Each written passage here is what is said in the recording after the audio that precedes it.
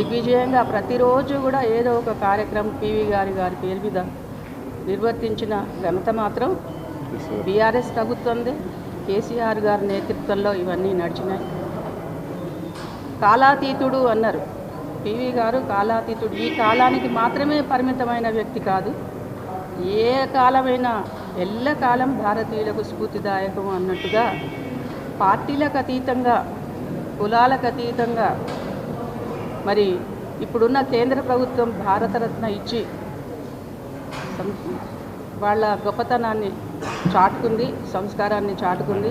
మనం అందరం కూడా పివి గారిని మనం స్ఫూర్తిగా తీసుకుని ఒక చదువు వల్ల ఏం సాధించవచ్చు, ఒక మేధా సంపత్తి దేశానికి ఎంత అవసరం అనేది దానికి వ్యక్తిత్వానికి నిదర్శనం పివి గారు. మనం అందరం ఆయన అడుగుజాడల్లో నడుద్దాము. మీరందరూ కూడా ఈ దేశ భవిష్యత్తుని, స్పెషల్లీ చాలామంది ఇక్కడ యువత ఉన్నారు, మీరందరూ కూడాను పివి గారిని చదవండి. అంటే ఒక సామాన్య వ్యక్తి ఎక్కడి దాకా పోవచ్చు అనేది. అతిపెద్ద డెమోక్రసీ మన దేశం, భారతదేశం. ఈ దేశానికి 150 కోట్ల ప్రజలకి ఒక ప్రధాని ఈ దేశం, ఈ తెలంగాణ గడ్డ నుంచి వచ్చిందంటే మనందరికీ చాలా గర్వించదగ్గ విషయం. అది స్ఫూర్తిగా తీసుకుని మనం అందరం కూడా బాగా చదువుకుని ఉన్నతులుగా అయ్యి ప్రపంచానికి అందరికీ కూడాను, ప్రపంచ దేశాలందరికీ కూడా మన కోసం చూస్తున్నారు. ఎందుకంటే ఇండియా యంగ్ ఇండియా. ఈ దేశంలో ఉన్నంతమంది హెచ్ఆర్ అంటే హ్యూమన్ రిసోర్స్ ప్రపంచంలో ఎక్కడా లేదు.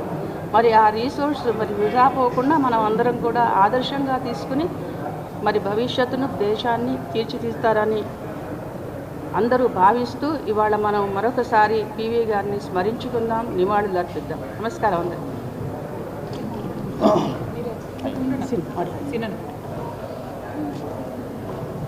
తెలంగాణ ముద్దుబిడ్డ, బహుభాషా కోవిదుడు, గొప్ప మేధావి, దేశంలోనే ఒక విద్యా వ్యవస్థలు కావచ్చు, న్యాయ వ్యవస్థలు కావచ్చు, అనేక మార్పులు తెచ్చి దేశానికి గొప్ప పేరు తెచ్చినటువంటి, అనేక సంస్కరణలు తెచ్చినటువంటి మహనీయుడు పివి నరసింహారావు గారు. వారిని కేసీఆర్ గారు మన తెలంగాణ బిడ్డ, ఇలా దేశాన్ని పరిపాలించినటువంటి గొప్ప వ్యక్తి.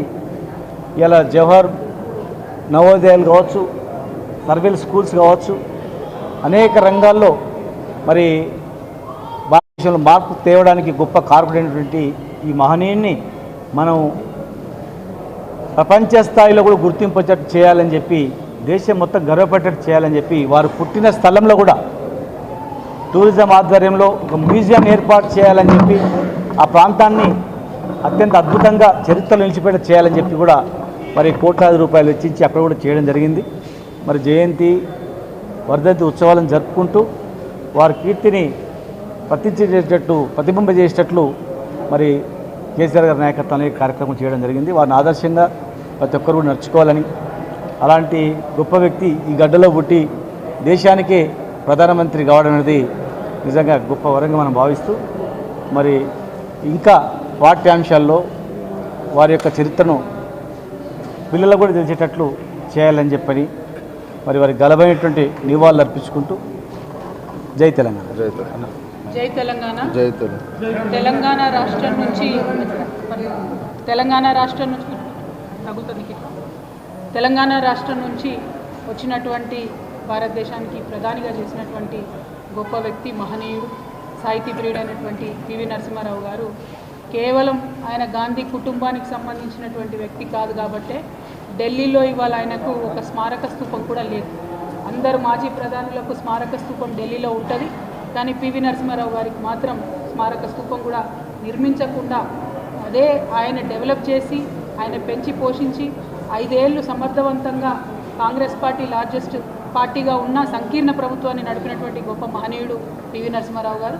కనీసం ఆయనకు ఒక స్మారక స్తూపం కట్టకుండా వారిని కాంగ్రెస్ పార్టీ అవమానించడం, అవసాన దశలో చాలా రకాలుగా కేసులు పెట్టి లీగల్గా ఇష్యూస్ చేసి ఇబ్బంది పెట్టినటువంటి సందర్భంలో కూడా మన తెలంగాణ బిడ్డ మరి అన్ని కేసులను ఎదుర్కొని ఒక మంచి క్లారిటీతోని క్లియరెన్స్ వచ్చిన తర్వాత కేసెస్ చాలా తన ప్రతిష్ట పెరగడం కూడా జరిగింది.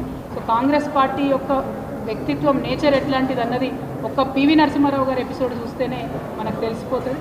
కాబట్టి ఈరోజు కేసీఆర్ గారు తెలంగాణ రాష్ట్రం ఏర్పడిన వెంటనే మన బిడ్డను మనం గౌరవించుకోవాలి, తెలంగాణ బిడ్డ ప్రధానమంత్రిగా అయినటువంటి వ్యక్తి వారి గొప్పతనాన్ని ముందు తరాలకు అందించాలి అని చెప్పి వారు మెమోరియల్ని పివి మెమోరియల్ని మనకు నిర్మించడం నెక్లెస్ రోడ్లో, అట్లానే పివి నరసింహారావు గారికి సంబంధించి అనేక కార్యక్రమాలు చేయడం. శత జయంతి సంవత్సరం చేసినప్పుడైతే చాలా గర్వంగా అనిపించింది. ప్రపంచవ్యాప్తంగా మన వాళ్ళందరం కూడా మనం ఉత్సవాలు చేసుకోవడం జరిగింది. ఆస్ట్రేలియా లాంటి ప్లేస్లో పివి నరసింహారావు గారి విగ్రహాన్ని ప్రతిష్టాపన చేయడం జరిగింది. సో అట్లా ఎంతో గొప్పగా పివి నరసింహారావు గారిని ఆకాశం ఎత్తుకే మనం చూపించుకున్నాము, వారిని కాపాడుకున్నాము. వారి గౌరవాన్ని ఇక ముందు కూడా అలాగే కాపాడుకుంటూ ఇప్పుడున్నటువంటి రాజకీయ నాయకులందరూ కూడా పివి నరసింహారావు గారు స్ఫూర్తిగా నిలుస్తారని చెప్పి నేను భావిస్తూ ఉన్నాను. ఎందుకంటే వారు ఎప్పుడో ఒక మాట చెప్పేవారు, ఎంత డిప్లొమాటిక్ ఉంటే అంత బాగుంటుంది పాలిటిక్స్లో అని. కానీ ఇవాళ ఉన్నటువంటి సందర్భంలో పాలిటిక్స్ ఇక్కడ ప్రత్యేకించి కాంగ్రెస్ పార్టీకి సంబంధించిన వారిని చూస్తూ ఉంటే మరి పివి నరసింహారావు గారి దగ్గర నుంచి ఏమి కూడా వారు నేర్చుకున్నట్టుగా బాధగా అనిపిస్తూ ఉన్నది. మరి మనం తెలంగాణ సమాజం అందరం కూడా ఒక సభ్యతతో కూడినటువంటి మంచి రాజకీయాలు ఎలా చేయాలనేటటువంటి అంశాన్ని పివి నరసింహారావు గారి దగ్గర తీసుకొని స్ఫూర్తి పొందాలని, వారు చక్కగా ఉండాలి, వారి ఆత్మశాంతి చేకూరాలని చెప్పి మనస్ఫూర్తి కోరుతాం. Thank you. జై జై.